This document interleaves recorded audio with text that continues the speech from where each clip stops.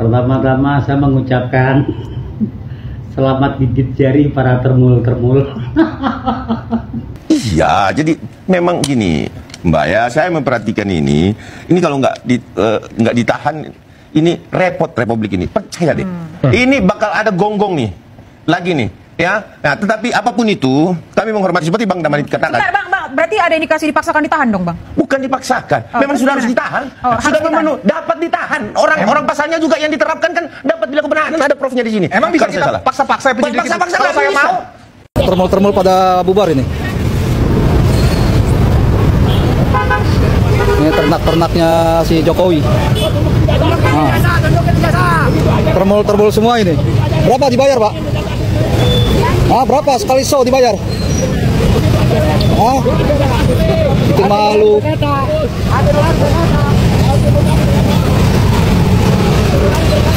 Nah, ini dalangnya ini. Nih termul gila ini. Lagi ini nih termul gila ini. Bikin malu bangsa aja kau.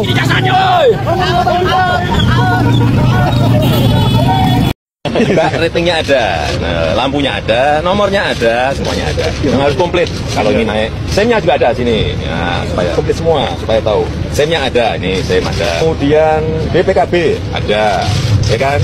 Lengkap. STNK ada. Helm sebentar lagi dipakai. Sertifikat uji juga ada semua. Apalagi yang masih kurang? Mana ijazahmu? Assalamualaikum warahmatullahi wabarakatuh. Setelah 9 jam Roy Suryo, Dr. Tifa dan Rismon Sianipar diperiksa di Polda Metro Jaya, yang pada akhirnya pun ya tidak ditahan oleh pihak kepolisian. Banyak relawan Jokowi atau termul ya, banyak yang kecewa berat terhadap kepolisian gara-gara tidak menahan Roy Suryo. Jadi anggapan dari termul ini ya sudah menduga bahwa Roy Suryo, Rismon, Dr. Tifa ini bakal memakai baju oranye ya, bakal ditahan. Tetapi perkiraan dari termul ini benar-benar meleset. Baik ya, langsung saja kita lihat beberapa komentar netizen ya di sosial media. Pertama-tama saya mengucapkan selamat gigit jari para termul-termul. Ya, para termul-termul ya. Sekali lagi selamat gigit jari. Oh ya, ada lagi nih. Termul dari MUI ya, selamat gigit jari. Doyo nggak usah dihitung lah, doyo itu apaan itu? Apa itu pepes teri itu apaan?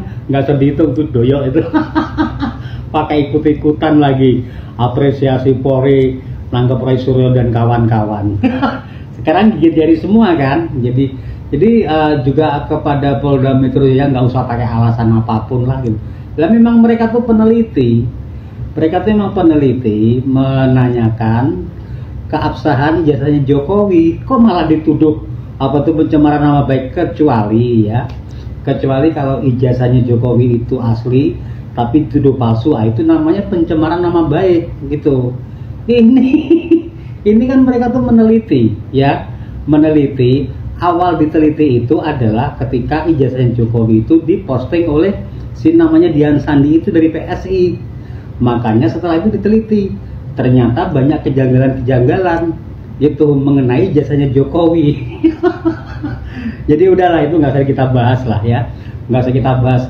Saya pikir semua orang itu juga sudah paham lah, yakin semuanya itu kalau ijazahnya Jokowi itu memang perlu dipertanyakan. Sekali lagi ya, selamat gigit jari buat termul-termul. Buat termul-termul selamat gigit jari juga itu ya. Itu si ketua MUI itu apaan itu ikut-ikutan itu, kenapa ikut-ikutan? Kalau doyo nggak usah dihitung lah, itu apa itu pepes teri itu. Sekali lagi selamat gigit jari ya. Roy Suryo CS tidak jadi ditahan. Para termul ternak Mulyono pada kecewa guys.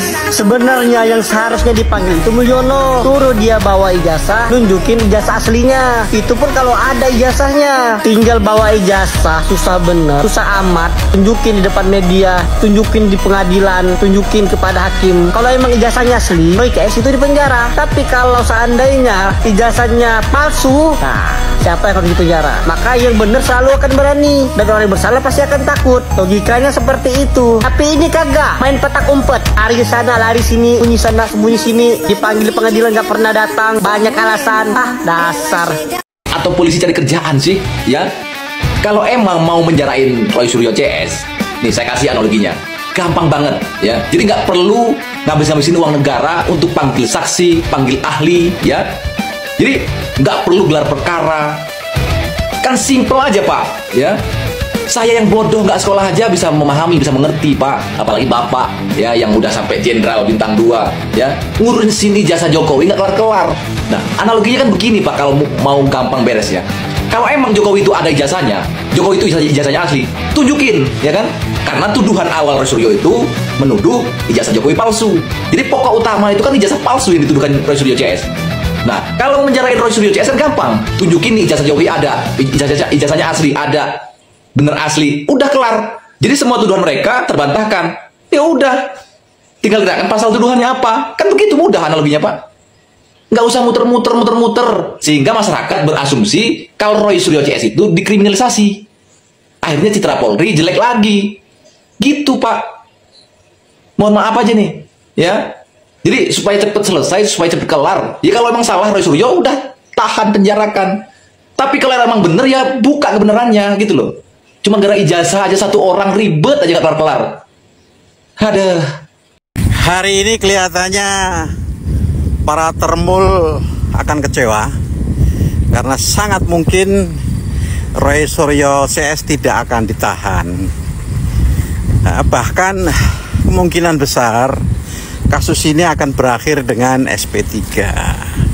Kenapa? Karena untuk membawa Roy Suryo ini sesuai dengan tuduhannya itu dia harus membuktikan dulu bahwa ijazahnya Pak Jokowi asli. Baru dikatakan dia mencemarkan nama baik, menunjukkan asli. Ini kesulitan, yang mana yang akan dipakai? Kalau Pak Jokowi bertahan mati-matian, ijazah yang kemarin diupload oleh Sandi itu dikatakan sebagai ijazahnya yang asli. Woi, itu yang akan terus-menerus diungkit. Karena itulah yang diteliti oleh Dokter Tifa, Dr. Rismond, dan Mas Roy. Gitu. Belum lagi ingat nggak? Beberapa waktu yang lalu Dr. Tifa dan Mas Roy mendapati ijazah seangkatannya Pak Jokowi yang ada orang-orang itu yang memberikan ijazahnya.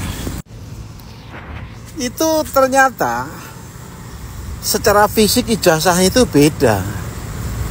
Ada embossnya, ada watermarknya, tulisannya bagus kata dia. Dan kemarin pada saat dianalisis oleh Mas Roy saja kan sudah tidak identik, ada yang mencotot. Nah kalau Pak Jokowi akan bertahan menggunakan ijazah itu, maka itu akan terus berjilid-jilid. Roy Suryo selesai, akan muncul Roy yang lain itu. Sudah persiapan para purnawirawan jenderal itu juga mengajukan gugatannya. Atau skenario kedua seperti yang kemarin disinyalir, konon waktu yang lama ini untuk mempersiapkan ijazah tandingan. Ijazah yang beredar itu dianggap sebagai ijazah yang sudah diedit. Maka ijazah yang asli sekarang ada disita. Wah, ini lebih seru lagi. Karena dia harus melawan dengan dokumen-dokumen yang selama ini disimpan oleh KPU Solo, KPU DKI, dan KPU Pusat. Lihat ijazah, fotokopi ijazah, filenya di UGM nggak ada. Karena rektornya kan bilang ijazahnya itu dibawa oleh yang bersangkutan. Allahu a'lam bishawab. Ada presiden loh yang sebelumnya yang juga memiliki ijazah. Kenapa tidak sekaligus saudara Roy Suryo ya juga meneliti? Jangan hanya Pak Joko Widodo dong. Nggak fair, itu bukan untuk rakyat. Kalau memang untuk rakyat, berapa presiden sudah, Prof? Ya sudah memimpin republik ini. Dan sama-sama landing. Sudah selesai, baru dipersoalkan. Tapi kalau Roy Suryo ini dari tahun 2020 itu sudah dipersoalkan, Prof. Nah, kalau memang ini untuk rakyat, ya kan, yang sudah persoalkan juga dong. Ya. Nggak fair dong. Oke, tapi Perlu saya jawab atau tidak? silakan Bang. Saya sependapat dengan Anda. Tetapi ketika kita mempermasalahkan sesuatu, tentu kita memperoleh indikasi-indikasi terlebih dahulu. Oke, kalau Anda mengatakan ada presiden-presiden sebelumnya yang harus dipermasalahkan, adakah presiden sebelumnya yang mempunyai indikasi? Silakan Anda sebut.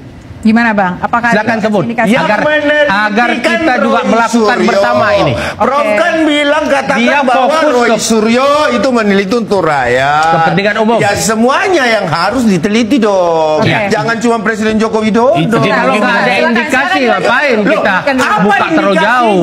Sekarang indikasi yang dimiliki oleh apa karena persoalan setelah stupa? Oke. Ya kan? Mungkin kan itu persoalannya. Sebentar, selesaikan dulu Bang Nasrullah tadi maksudnya seperti apa? Indikasi yang disampaikan oleh Roy Suryo sebagaimana statement dia bahwa pertama gelar Dr. Andes atau insinyur, kemudian ada yang menyatakan pembuatan ijazahnya itu ada yang sampai mengatakan kampus, maaf ya, ini istilah-istilah yang digunakan oleh para itu kampus pramuka dan segala macam. Kemudian ada statement-statement. Nah, ini indikasi-indikasi sehingga dia masuk ke ranah itu. Saya tidak tahu, saya tidak berani mengatakan bahwa ijazah Pak Jokowi asli atau palsu. Yang harus dilakukan ketika ada tuduhan kayak begitu, tinggal Pak Jokowi, ini ijazah saya, duduk bersama, Anda periksa kemanapun.